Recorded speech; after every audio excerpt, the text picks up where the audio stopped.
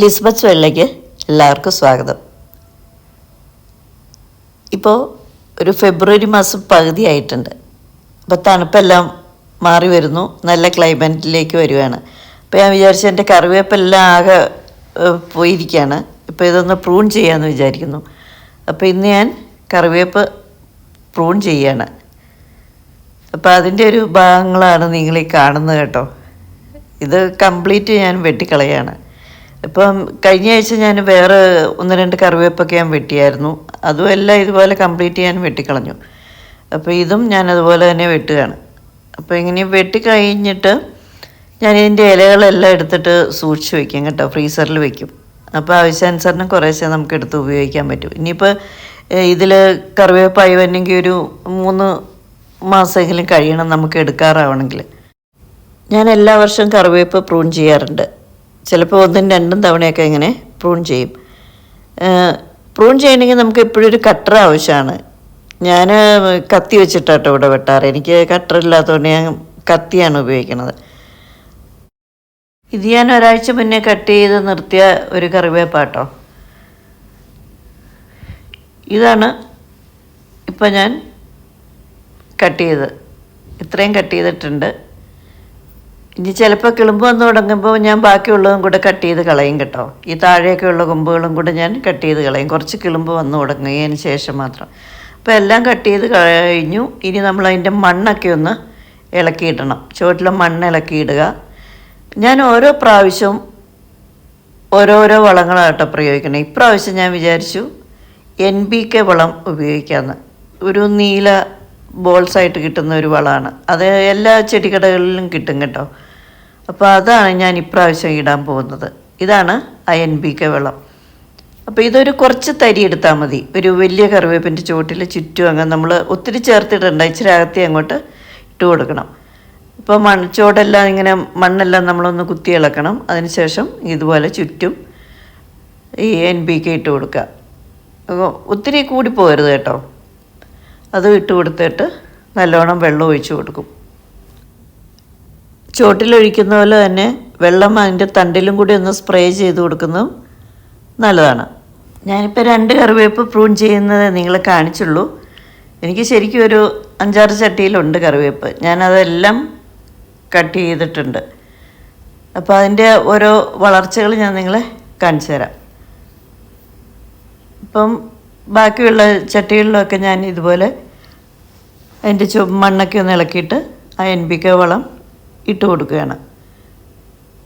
അതിനുശേഷം ഇങ്ങനെ വെള്ളം ഒഴിച്ച് കൊടുക്കാം. ചുവട്ടിൽ വെള്ളം ഒഴിക്കാം. ഇലകളിലും കുറച്ച് സ്പ്രേ ചെയ്ത് കൊടുക്കണം. ഇപ്രാവശ്യം ഞാൻ മെയിനായിട്ട് ഈ NPK വളം മാത്രമേ ഉപയോഗിക്കുന്നുള്ളൂ. പിന്നെ അരി കഴുകുന്ന വെള്ളം, കഞ്ഞിവെള്ളമൊക്കെ ഇടയ്ക്കൊക്കെ നമുക്കിതിൽ ഒഴിച്ച് കൊടുക്കാം. ഇന്ന് കറിവേപ്പ് വെട്ടിക്കഴിഞ്ഞപ്പം എനിക്ക് കുറേ ഇല കിട്ടി കേട്ടോ. അത് ഞാൻ കാണിച്ചു തരാം. ഇനി കറിവേപ്പിൽ നിന്ന് ഇല എടുക്കണമെങ്കിൽ ഒരു 3 മാസമെങ്കിലും ആവും. അപ്പോൾ അതുവരെയുള്ള കറിവേപ്പില എനിക്ക് ഉണ്ട്. ഇപ്പോൾ ശരിക്കും പറഞ്ഞാൽ ഞാൻ പുറത്തുനിന്ന് കറിവേപ്പില മേടിക്കാറേ ഇല്ല. എൻ്റെ ഇതിൽ നിന്ന് തന്നെയാണ് ഞാൻ അധികവും ഉപയോഗിക്കാറ്. ഞാൻ കറിവേപ്പ് വെട്ടിയിട്ടിപ്പോൾ 10 ദിവസത്തോളമായി. അപ്പോൾ വന്ന കിളുമ്പുകൾ കണ്ടോ. ഒരു കമ്പിൽ നിന്ന് 2-3 കിളുമ്പ് വന്നിട്ടുണ്ട്. അപ്പോൾ കറിവേപ്പൊക്കെ നമ്മൾ എപ്പോഴും വെട്ടണം. ഒറ്റ കമ്പായിട്ട് അങ്ങനെ പോയി കഴിഞ്ഞാൽ നമുക്കൊരു പ്രയോജനം ഇല്ലല്ലോ. അതിങ്ങനെ വെട്ടിക്കഴിയുമ്പോഴാണ് അതിൽ നിന്ന് 2-3 ഇതുപോലെ ശിഖരങ്ങളൊക്കെ ഉണ്ടായി വരുന്നത്. ഞാൻ എല്ലാ വർഷവും വെട്ടും എൻ്റെ കറിവേപ്പ്. പിന്നെ ഭയങ്കര ചൂടൊക്കെ വരുന്ന സമയത്ത് ചിലപ്പോൾ എൻ്റെ കറിവേപ്പൊക്കെ കരിഞ്ഞു പോയിട്ടുണ്ട് കേട്ടോ. അങ്ങനെയുണ്ട്. കുറേ കറിവേപ്പൊക്കെ എൻ്റെ കരിഞ്ഞു പോകാറുണ്ട്. ഇപ്പോൾ കറിവേപ്പ് വെട്ടിയിട്ട് 3 ആഴ്ചയായി. അന്നേരത്തെ ഒരു കിളുമ്പ് കണ്ടോ. എല്ലാവരും നന്നായിട്ട് തന്നെ വന്നിട്ടുണ്ട്. അപ്പോൾ താഴെ നിന്ന് 1-2 കമ്പ് എല്ലാം ഞാൻ വെട്ടിക്കളഞ്ഞു കേട്ടോ. അപ്പോൾ അതിലുമൊക്കെ ഇപ്പോൾ ചെറുതായിട്ട് കിളുമ്പ് വന്നു തുടങ്ങി. കണ്ടോ, നല്ല ഭംഗിയായിട്ട് തന്നെ നിൽക്കുന്നുണ്ട്. ഞാൻ നേരത്തെ വെട്ടി 1-2 കറിവേപ്പുണ്ട്. ഇതാ അതിലൊക്കെ കിളുമ്പ് വന്നു തുടങ്ങി, കണ്ടില്ലേ. അപ്പോൾ ഇപ്പം നല്ലൊരു ക്ലൈമറ്റാണ്. അതുകൊണ്ട് തന്നെ പെട്ടെന്ന് തന്നെ ഇതിൻ്റെ കിളുമ്പെല്ലാം വരും. ഇപ്പം കറിവേപ്പ് വെട്ടിയിട്ട് 1 മാസം കഴിഞ്ഞു. അപ്പം ഞാൻ അടുത്ത NPK കൂടി ഇതിൻ്റെ ചുവട്ടിൽ ഇട്ട് കൊടുക്കാൻ പോകണം. കുറേശ്ശെ ഇട്ട് കൊടുക്കുക.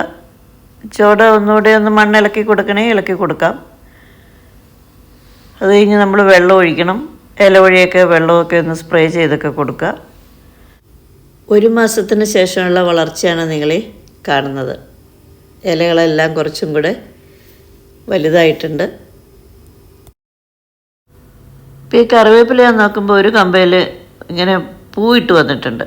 അപ്പോൾ അങ്ങനെ പൂ വരുമ്പോൾ നമ്മൾ പൂവ് കിള്ളിക്കളയണം, അല്ലെങ്കിൽ പിന്നെ കറിവേപ്പിൻ്റെ വളർച്ച അധികം ഉണ്ടാവില്ല. അതുകൊണ്ട് ഞാനിപ്പോൾ ആ പൂ കിള്ളിക്കളയാൻ പോവാണ്.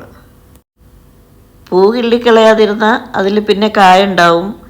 ആ കായ നമുക്ക് പാകാം, പുതിയ കറിവേപ്പിൻ തൈകളൊക്കെ നമുക്ക് ഉണ്ടാക്കാം. ഇപ്പോൾ പക്ഷേ ഇങ്ങനെ പൂ നിന്നാലും കറിവേപ്പ് അധികം വലുതാവില്ല. നാട്ടിലൊക്കെയാണ് പിന്നെ ഇഷ്ടം പോലെ കറിവേപ്പ് ഉള്ളതുകൊണ്ട് നമുക്കിത് കളയണമെന്നില്ല. ഇവിടെ നമുക്ക് അധികം കറിവേപ്പൊന്നും ഇല്ലല്ലോ. അതുകൊണ്ട് ഞാനിത് കിള്ളിക്കളയാൻ പോവാണ്. അതാ പൂവിൻ്റെ തൊട്ട് താഴെ വെച്ച് തന്നെ നമുക്കിത് കിള്ളിക്കളയണം. ഇതുപോലെ ഇപ്പോൾ കറിവേപ്പ് വെട്ടിയിട്ട് ഏകദേശം ഒരു 2 മാസം അടുത്താകാറായി കേട്ടോ. അപ്പോഴത്തെ എന്തൊരു വളർന്നെന്നുള്ളത് ഞാൻ കാണിച്ചു തരാം. ഞാൻ വേറെ വളങ്ങളൊന്നും ചേർത്തില്ല. മാസത്തിലൊരിക്കൽ ഈ NPK. ഇനിയും ഞാൻ അങ്ങനെയാണ് ചെയ്യാൻ ഉദ്ദേശിക്കുന്നത് ഈ പ്രാവശ്യം. ഇപ്പോൾ ഫുൾ വളർച്ചയൊന്നും എത്തിയിട്ടില്ല. എനിക്ക് തോന്നി 2 മാസം ആയപ്പോഴത്തേക്കും നിങ്ങളെ ഒന്ന് കാണിച്ചു തരണമെന്ന് എനിക്ക് തോന്നി. അതുകൊണ്ടാണ് ഇപ്പം ഞാൻ ഈ വീഡിയോ എടുത്തത്.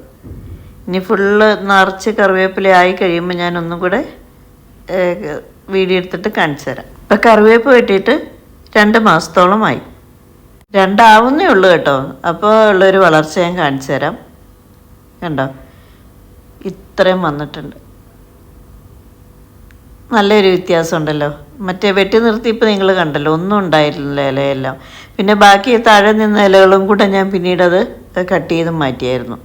ഇപ്പോൾ 2 മാസം കറക്റ്റ് 2 ആയില്ല, അത്ര ആയപ്പോഴത്തേക്ക് ഉള്ള വളർച്ച. ഇത് ഞാൻ നേരത്തെ വെട്ടിയ കറിവേപ്പായിരുന്നു കേട്ടോ.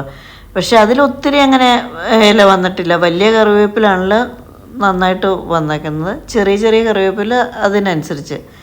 ഇതെല്ലാം ഞാൻ വെട്ടി നിർത്തിയതായിരുന്നു. കണ്ടോ, എല്ലാം നല്ല ഭംഗിയായിട്ട് തന്നെ വന്നിട്ടുണ്ട്. ആ ഒരു വളമാണ് ഞാൻ ഇതിനെല്ലാം ഇട്ട് കൊടുത്തത്. ഈ കറിവേപ്പിന് ഇച്ചിരി ഒരു കളറ് കുറവുണ്ട്. കുറച്ചുകൂടെ കിളുന്ത ഇലയല്ലേ, അതുകൊണ്ടായിരിക്കും. കുറച്ചുകൂടെ കഴിഞ്ഞിട്ട് കളറ് പച്ചപ്പായില്ലെങ്കിൽ ഞാൻ കുറച്ച് അയൺ ടോണിക്കും കൂടി ഇതിൻ്റെ ചുവട്ടിൽ ഒഴിച്ചു കൊടുക്കും. ഞാൻ കറിവേപ്പ് പ്രൂൺ ചെയ്ത സമയത്ത് താഴെ 1-2 കമ്പുണ്ടായിരുന്നല്ലോ, അതെല്ലാം ഞാൻ വെട്ടിക്കളഞ്ഞപ്പോൾ കണ്ടോ, അതാ ഭംഗിയായത്. നല്ലോണം കിളുമ്പ് വന്നിട്ട് കണ്ടോ. അപ്പോൾ ഒരു തണ്ട് പോലും നമ്മൾ നിർത്തേണ്ട ആവശ്യമില്ല, എല്ലാം വെട്ടിക്കളയണം. എന്നാലാണ് നന്നായിട്ട് വരുള്ളൂ. ഒരു പെൻസിൽ വണ്ണം, ആ വണ്ണമുള്ള തണ്ടുകൾ നമ്മൾ വെട്ടുമ്പോഴാണ് നന്നായിട്ട് അതിൽ നിന്ന് കിളുമ്പ് വരുന്നത്. ഇപ്പോൾ ചെറിയ തൈകളാണെങ്കിലും ആ ഒരു ഭാഗത്തിന് നമുക്ക് വെട്ടാം. അപ്പോൾ കുറേ ശിഖരങ്ങൾ അതിൽ നിന്ന് വരും. ഇപ്പോൾ പുറത്ത് നല്ല കാറ്റുണ്ട്, അത് കാരണമാണ് ഇലകളൊക്കെ ഇങ്ങനെ കിടന്ന് ആടുന്ന കണ്ടില്ലേ. ഇത് 2 ആഴ്ചയും കൂടെ കഴിഞ്ഞിട്ടുള്ള ഒരു വീഡിയോ കേട്ടോ. ഇപ്പോൾ കറിവേപ്പ് കണ്ടോ, കുറച്ചും കൂടെ വലിപ്പമായി. ഇലയ്ക്കൊക്കെ കുറച്ചും കൂടി ഒരു വലിപ്പം വെച്ചു. അപ്പോൾ ഞാൻ ഇതും കൂടി ഒന്ന് കാണിച്ചു തരാമെന്ന് വിചാരിച്ചു.